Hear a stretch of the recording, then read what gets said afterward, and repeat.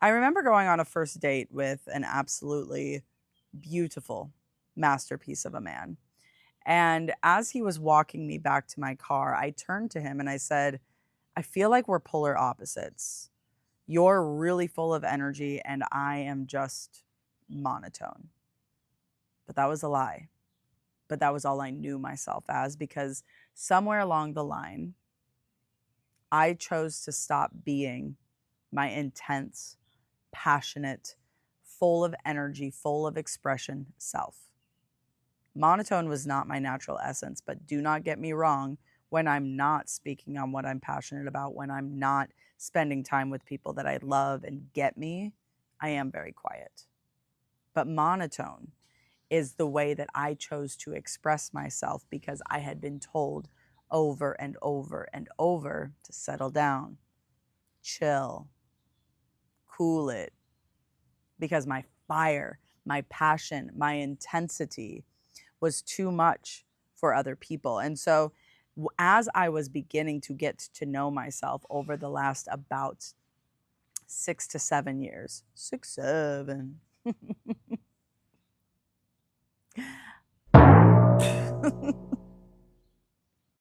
and to bring back my big energy, which, by the way, I have no idea how intense I am to other people, but I've been told that sometimes when I'm speaking on something that I love, it can feel like drinking from a fire hose. Like it's just like, woof, you're welcome.